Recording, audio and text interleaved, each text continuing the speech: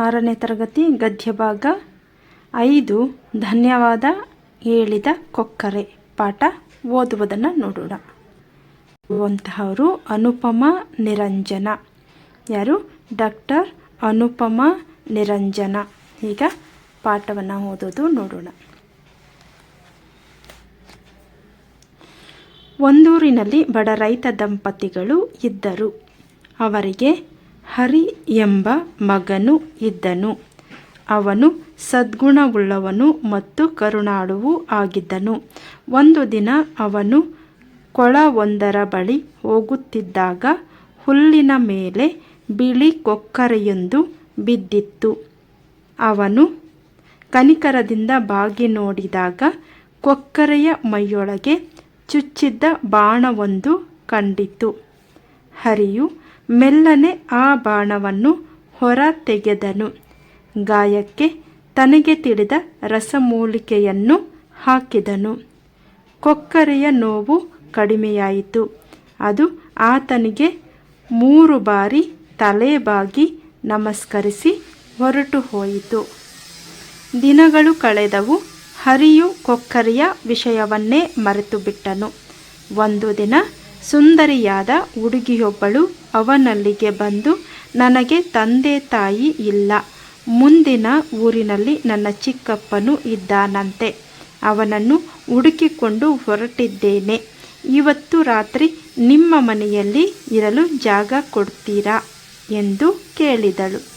ಹುಡುಗಿ ರಾತ್ರಿಯ ಅಡುಗೆ ಮಾಡಲು ರೈತನ ವೃದ್ಧ ಹೆಂಡತಿಗೆ ನೆರವಾದಳು. ಮನೆಯನ್ನು ಗುಡಿಸಿ ಸಾರಿಸಿ ಚೊಕ್ಕಟ ಮಾಡಿದಳು. ಮರುದಿನ ಆ ವೃದ್ಧ ದಂಪತಿಗಳು, ಹುಡುಗಿ ನೀನು ನಮ್ಮಲ್ಲೇ ಇದ್ದು ಬಿಡು, ನಮ್ಮ ಮಗಳ ಹಾಗೆ ನೋಡ್ಕೊತೇವೆ ಎಂದರು. ಹುಡುಗಿಯು ಒಪ್ಪಿ ಅಲ್ಲಿಯೇ ಉಳಿದಳು. ಹರಿಗೆ ಅವಳಲ್ಲಿ ಪ್ರೀತಿ ಹುಟ್ಟಿತು. ಈ ವರ್ಷ ಮಳೆ ಬಾರದುದರಿಂದ ಕ್ಷಾಮ ಬಂತು. ರೈತ ದಂಪತಿಗಳು ಕಷ್ಟದಲ್ಲಿ ತೊಳಲಾಡುತ್ತಿದ್ದಾಗ ಹುಡುಗಿ ಅಂದಳು, 3 ದಿವಸ ನನ್ನನ್ನು ಒಂದು ಕೊಠಡಿಯಲ್ಲಿ ಬಿಡಿ, ಪೀತಾಂಬರ ನೇಯ್ದು ಕೊಡ್ತೀನಿ. ನೀವ್ಯಾರೂ ಒಳಗೆ ಬರಬಾರದು.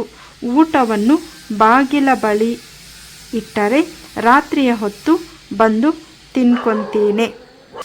ತಿನ್ಕೊಂತೇನೆ. ಅಂತೆಯೇ ಹುಡುಗಿ ಕೊಠಡಿಯೊಳಗೆ ಹೋಗಿ ಬಾಗಿಲು ಹಾಕಿಕೊಂಡಳು. ಅವಳ ಆದೇಶದ ಪ್ರಕಾರ ಯಾರೂ ಒಳಗೆ ಹೋಗಲಿಲ್ಲ.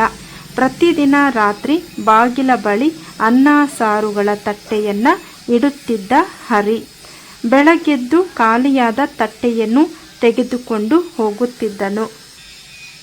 3 ದಿನಗಳ ಬಳಿಕ ಹುಡುಗಿ ಹೊರ ಬಂದಾಗ ಅವಳ ಕೈಯಲ್ಲಿ ಪೀತಾಂಬರವಿತ್ತು. ಇದನ್ನು ಶ್ರೀಮಂತ ವರ್ತಕರಿಗೆ ಮಾರಿ ಬನ್ನಿ ಎಂದಳು ಹುಡುಗಿ. ಹರಿ ಅದನ್ನು ಮಾರಿ ಬಂದನು. ಪೀತಾಂಬರಕ್ಕೆ 100 ವರಹಗಳು ಸಿಕ್ಕಿದವು. 1 ವರ್ಷ ಅವರೆಲ್ಲ ಸುಖವಾಗಿ ಇದ್ದರು. ಮರು ವರ್ಷವೂ ಕ್ಷಾಮ ಬಂತು. ಮತ್ತೆ ಹುಡುಗಿ 3 ದಿನ ಯಾರೂ ಒಳಗೆ ಬರಬೇಡಿ ಎಂದು ಹೇಳಿ ಕೊಠಡಿಯ ಬಾಗಿಲು ಹಾಕಿಕೊಂಡಳು. 1 ದಿನ ಕಳೆಯಿತು. 2 ದಿನ ಕಳೆಯಿತು. ಹರಿ ಅವಳನ್ನು ನೋಡದೆ ಇರಲಾರದಾದನು. ಕೊಠಡಿಯೊಳಗೆ ಹುಡುಗಿಯನ್ನು ಕಂಡು ಅವಳಿಗೆ ತನ್ನ ಪ್ರೇಮದ ವಿಷಯವನ್ನು ಹೇಳಬೇಕು ಎಂದುಕೊಂಡನು. ಬಾಗಿಲನ್ನು ನೂಕಿ ಒಳಗೆ ಹೋದನು. ಆಶ್ಚರ್ಯ! ಅಲ್ಲಿ ಹುಡುಗಿ ಇರಲಿಲ್ಲ. ಚಿನ್ನ ಬೆಳ್ಳಿ ದಾರಗಳನ್ನು ಕೂಡಿಸಿ ಕೊಕ್ಕರೆಯೊಂದು ಪೀತಾಂಬರವನ್ನು ನೇಯ್ತಿತ್ತು. ಅದು ತಾನು ಕಾಪಾಡಿದ ಹಕ್ಕಿ ಎಂಬುದರಲ್ಲಿ ಹರಿಗೆ ಸಂಶಯವಿರಲಿಲ್ಲ. ಕೊಕ್ಕರೆ ಎಂದಿತ್ತು, ನಾನು ಬೇಡ ಎಂದು ಹೇಳಿದರೂ ನೀನ್ಯಾಕೆ ಒಳಗೆ ಬಂದೆ? ಈಗ ಎಲ್ಲ ಹಾಳಾಯಿತಲ್ಲ.